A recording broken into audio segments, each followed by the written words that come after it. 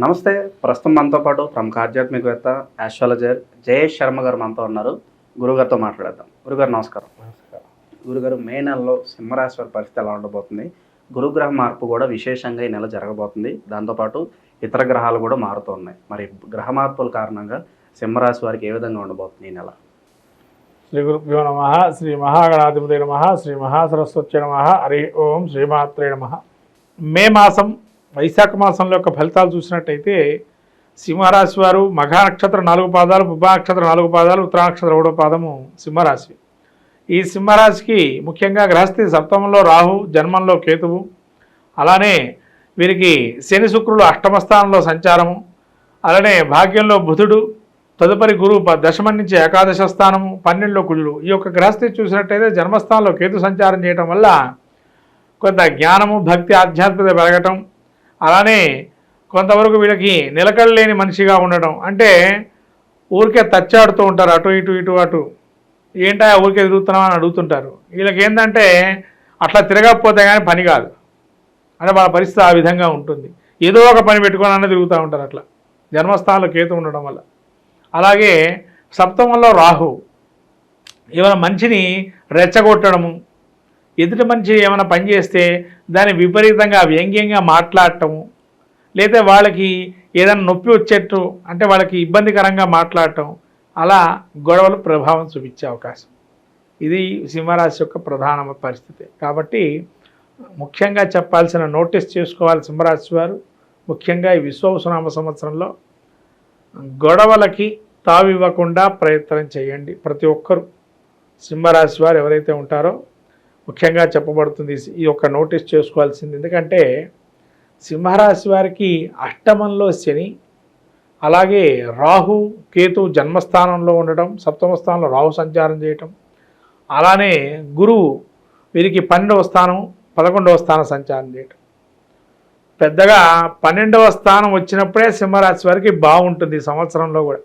అది ఎంత తిప్పి కొడితే 75 రోజులే ఉంటుంది, 75 నుంచి 80 రోజులే ఉంటుంది. అది ఆ 80 రోజులే సంవత్సరం మొత్తంలో బాగుండే రోజు. మిగతా అంతా గొడవలకు పురుష్టా పెట్టాల్సిందే.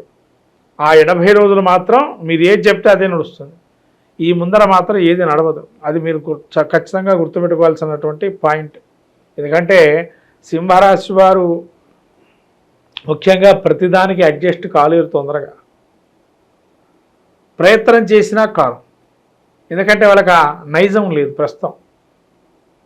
అటువంటి నైజం ఉండేటువంటి వారైతేనేమో అడ్జస్ట్ అవుతారు, నైజం లేదు కాబట్టి అడ్జస్ట్ కావడం కష్టం. తర్వాత సప్తమంలో రాహు ఉన్నాడు. ప్రతి పనిని 1-2 సార్లుగా చేస్తే కానీ పని ముందరికి వెళ్ళటం ఉండదు.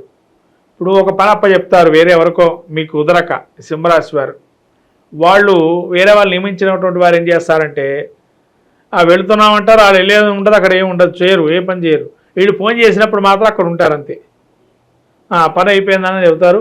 వీళ్ళు వచ్చి చూస్తే అక్కడ అదే పని అట్లే ఉంటుంది, అది కదులుతున్నట్టే ఉంటుంది, ఒక ఇటుక మీద ఒక ఇటుక పెట్టినట్టే ఉంటుంది అంతే. కాబట్టి స్వయంగా చూసుకునేటువంటి సమయం కూడా వీళ్ళకు ఉండదు. కాబట్టి ఇతరులపై ఏదైతే మీరు ఆధారపడి ఉంటాయో కొన్ని పనులు చూసుకునేటువంటిది సమయం చూసుకొని మీరు వెళ్ళటం అనేది ఒక మంచిదైనటువంటి విషయం. తర్వాత శని అష్టమంలో ఉన్నాడు. రుణాదులకి, రోగాదులకు కానీ, శత్రువులు కానీ పెరిగే అవకాశం ఉంటుంది. అంటే ముఖ్యంగా రోగం ఎలా పెరుగుతుందయ్యా అంటే వీళ్ళకి మానసికమైన టెన్షన్స్, నిలకడలేనటువంటి స్థితి ఉంటుంది. అట్లా ఒక అనారోగ్యం. ఇంకో అనారోగ్యం ఏంటయ్యా అంటే న్యూరాలజీ ప్రాబ్లమ్స్. న్యూరాలజీ అంటే నరాల బలహీనత కొంతమందికి ఉంటాయి. ఈ రాశిలో పుట్టిన వాళ్ళకి నరాల బలహీనత ఉంటుంది. ఎందుకంటే ఈ సింహానికి అధిపతి రవి. ఈ రవి ఏం చేస్తాడు అంటే ముఖ్యంగా ఆరోగ్యానికి భాస్కరాది ఇచ్చేది అంటారు. మరి ఆరోగ్యంగా ఉండాలి కదా అంటే అతి ఉష్ణం ఎప్పుడైతే మనిషికి పడుతుందో వెంటనే ఆ వేడిని తట్టుకోవడం వల్ల వాతం వచ్చేసి విపరీతం నొప్పులు వచ్చేస్తాయి. ఆ రకంగా ఒకటి, అలా నరాల బలహీనంగా తయారవటం, లేదా అతి వేడి వల్ల నరాలకి చాలా నొప్పులు ఉండటం. తర్వాత భుజాలకు సంబంధించి కానీ, హృద్రోగం హార్ట్కి సంబంధించి కానీ, హార్ట్ పేషెంట్ లాంటి వాళ్ళకి జాగ్రత్తగా ఉండడం అనేది అతి ముఖ్యమైన విషయం. తర్వాత ముఖ్యంగా గురువు స్థితి ఏకాదశంలో ఉంది కాబట్టి అది ఒక్కటి మీకు మంచి పాయింట్. ఎందుకంటే ఏకాదశంలో గురువు ఉండడం వల్ల కొంతలో కొంత కాళ్ళకు సంబంధించిన వ్యవహారాలు బాగుండవు, కానీ ఈ పాదాలకు సంబంధించి కొంతైనా మీకు అనుగ్రహం కలుగుతుంది, గురువు అనుగ్రహం. ఎందుకంటే మిమ్మల్ని సపోర్ట్ చేసేవాడు కొంత పెరిగే అవకాశం ఉంటుంది. అది మీరు కొద్దిగా మంచి విషయం అని చెప్పచ్చు దీనిలో. తర్వాత విద్యార్థులు చదువులో మంచి చదువు పాఠవాలు చాలా బాగుంటాయి.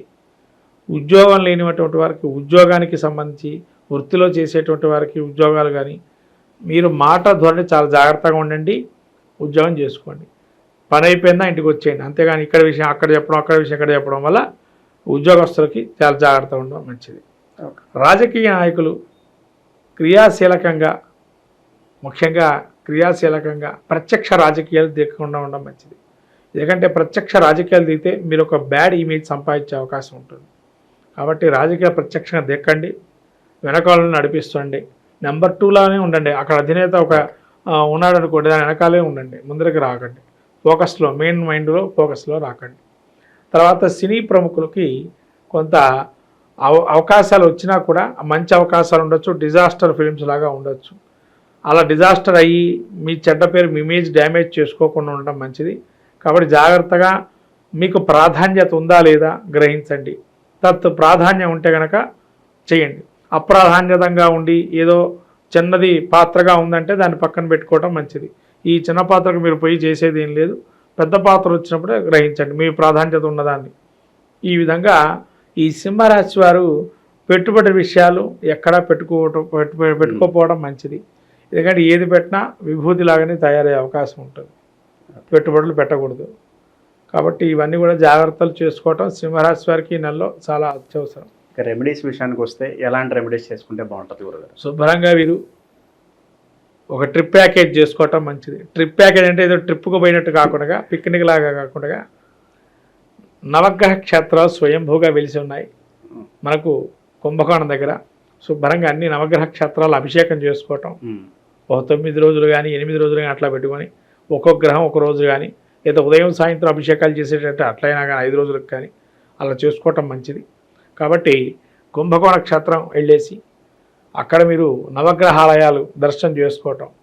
ఒకవేళ అవకాశం ఉంటే మీరు ప్రతినిత్యం ప్రతి నెల ఇంట్లోనైనా కానీ లేదా గుళ్ళో అయినా కానీ అఘోర పాశుపత అభిషేకం, అఘోర పాశుపత హోమం, అలానే వీరికి ఈ కాలభైరవుడు గుడి, ఉజ్జయిని మహాపట్టణంలో కాలభైరవుడు గుడికి వెళ్ళి కాలభైరవుడు దర్శనం చేసుకుని, కాలభైరవుడికి ఇష్టమైనటువంటి మనకు రాత్రిపూట అంటే ఇష్టమైనటువంటి అభిషేకాలు ఉంటాయి, అలా రాత్రిపూట చేసేటువంటి అభిషేకాలు చేయటం మంచిది.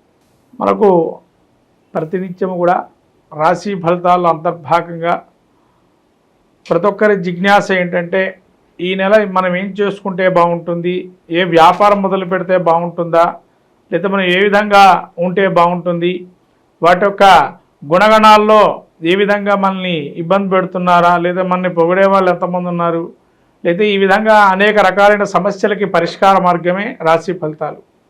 ఈ యొక్క రాశి ఫలితాలు కనుక ప్రతినిత్యము మనం పాటిస్తూ ఆ యొక్క స్తోత్రమాలికలు కానీ, ఆ యొక్క స్తోత్రమాలికలతో పాటు ఆ యొక్క దేవత అధిష్టాన దేవతల యజ్ఞ హోమాదులు కానీ వ్రతాదులు చేసుకోవటం వల్ల మంచి ఫలితాలు వస్తాయని మన పెద్దలు మహర్షులు చెప్పబడింది.